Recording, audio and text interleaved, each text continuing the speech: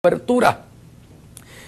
Déjeme que le dé un consejo porque es un tiempo de proliferación profética.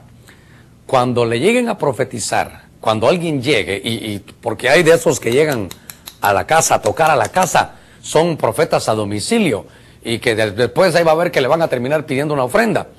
Pero es importante que nosotros veamos que cuando nosotros nos referimos al temor de Dios, debe ser una persona que si tiene temor de Dios va a tener cobertura. Porque vienen profetas, nos visitan profetas, a veces sin saber invitamos profetas, pero hay que preguntarles quién nos cubre. Porque cuando Saúl profetizó ahí, la gente decía, que profetiza sin cobertura, que está desnudo, Saúl entre los profetas. Entonces, yo creo que una de las maneras de saber que alguien es un siervo de Dios es preguntarle, ¿a ti quién te cubre? ¿Quién es tu pastor, estimado profeta? Porque de pronto pueden venir y dicen, no, nadie me cubre, soy tan grande. Yo conocí a uno que para mí es el profeta, pero ¿sabe qué decía él? El error que cae. Soy tan grande que a mí nadie me puede cubrir. Entonces su don, yo diría, Saúl entre los profetas, este hombre entre los profetas. La primera característica, pero esto es columnar, esto es importante, que un hombre tiene que tener es temor de Dios, lo cual pareciera que Saúl no tenía. Número dos, que esté cubierto, que tenga cobertura. ¿Quién es su pastor? Hay que preguntarle. Esto me implica a mí cobertura. Y entonces esto nos va añadiendo el valor que realmente un hombre de Dios va a tener. Y entonces, número uno es el temor de Dios. Encontré algo que siempre me ha gustado a mí. Usted puede ahí tener su Biblia. En Daniel capítulo 9, verso 2, dice la Escritura. En el año primero de su reinado. Oiga, este es un profeta. Yo, Daniel, dice, miré atentamente en los libros el número de los años del cual habló el Señor al profeta Jeremías, que había de concluir la asolación de Jerusalén, y él encontró que eran 70 años. Ahora, note algo, el profeta es un escudriñador de la palabra. Es un escudriñador, alguien que está de la palabra, de la Biblia, voy a poner para que se entienda bien, de la Biblia. Y notemos, porque aquí hay un ejemplo también de humildad. El profeta tiene que ser humilde. ¿Por qué? Porque imagínense a Daniel. Daniel pasaron 4 reinados, 2 de los babilónicos y 2 de los 2 reyes sirios. Y él siempre él se mantuvo. A pesar que ellos eran cambiados, él se mantuvo constante y fiel. Usted mira que a Daniel le hablaban los ángeles, a Daniel le hablaban los ángeles, lo visitaban. Llegó un ser que se llamaba Palmoni, cuando nuestra Biblia dice, creo que en Daniel capítulo 8 por ahí habla de un ser, un santo le habló. En el original hebreo es Palmoni, es un ser revelador de secretos. Me llama la atención porque lo visitaban ángeles. Él tenía visiones, Dios, hermano, estaba con él. Pero note su humildad, que él, a pesar de ser un profeta, pero con visiones y con cosas tremendas, leía los escritos de otro profeta. Qué humildad, ¿verdad? Mire, cuando uno deja de aprender, deja de enseñar. Cuando uno cree que ya lo tiene todo y que, ¿para qué voy a oír? Él que me va a dar es señal de que nuestro ministerio está a punto de llegar a su límite. Tenemos el síndrome del producto terminado, que creemos que ya todo está listo. Pero este es un escudriñador de la palabra, y Daniel lo que hace es que revisa lo que otro profeta recibió.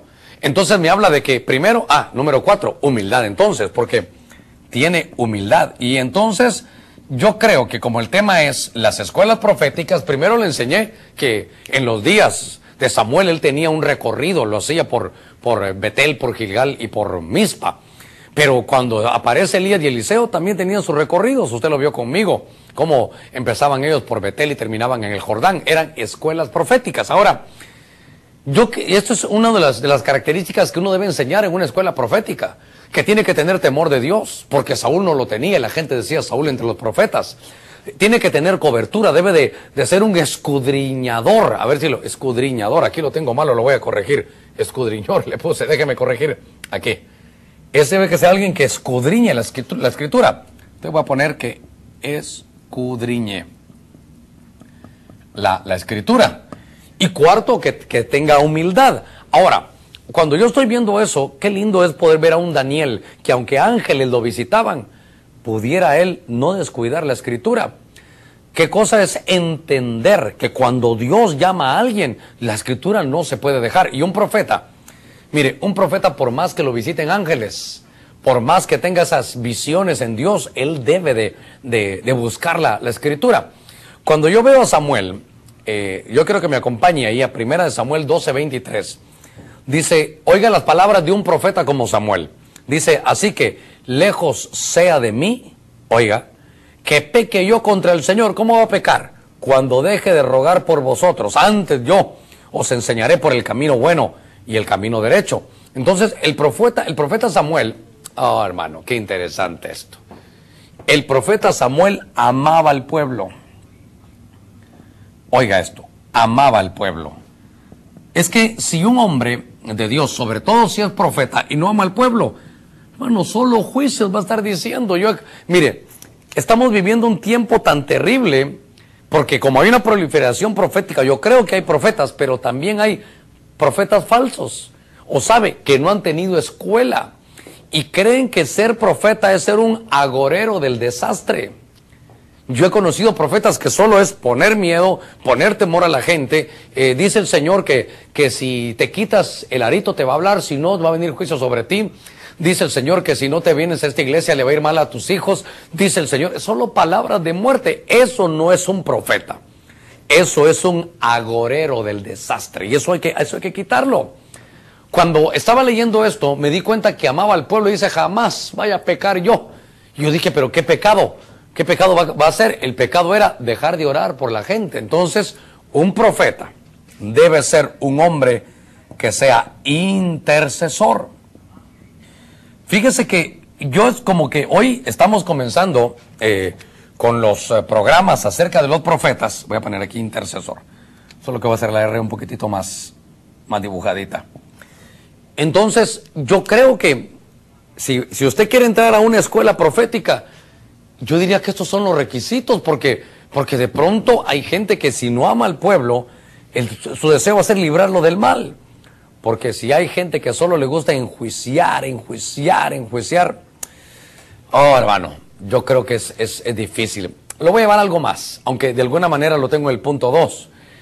Porque la Biblia me habla a mí en Hebreos capítulo 13, verso 17, la Escritura, si usted abre su Biblia ahí en su casa con su traguito de café, ahora un sorbo, mejor digamos sorbo, un sorbo de café, dice, escuchad a vuestros pastores y sujetaos a ellos, porque ellos velan por vuestras almas, oiga, como aquellos que han de dar cuentas para que le hagan con alegría y no gimiendo, porque esto no es útil. Entonces, un profeta, y aquí voy a tocar un poquitito algo de lo que habíamos hablado antes, porque veo que el número 7 es algo que aunque aquí dice que esté cubierto, yo dijera que debe de tener pastor. Y entonces, note que dice la Escritura, escuchad a vuestros pastores y sujetaos a ellos. Entonces, un profeta tiene que tener sujeción. Porque si no tiene sujeción, a ver si lo puedo, no soy muy bueno para dibujar, pero por ejemplo, en el sistema solar, aquí chiquitito, téngame misericordia por favor, aquí están las órbitas, y cada pequeño planeta está derivando y está girando sobre sus órbitas. ¿Por qué? ¿Por qué le quiero enseñar esto? Porque cuando alguien dice que es profeta y no tiene pastor, solo se dedica a visitar de casa en casa, trayendo sus mensajes, pero no es enviado de nadie. La Biblia, ¿sabe cómo lo califica? Como una estrella errante. Es una estrella, tiene luz, pero no está bajo su órbita. Bajo su órbita. Es una estrella errante. Y entonces yo empiezo a notar, porque miren, estamos en el siglo XXI, estamos en el 2007, y de alguna manera ese es un milenio de proliferación apostólica y profética.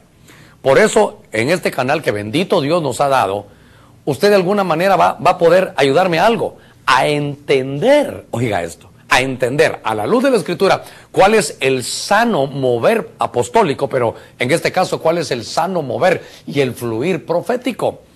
Porque yo quiero, iglesia, que usted pueda aprender a defenderse también.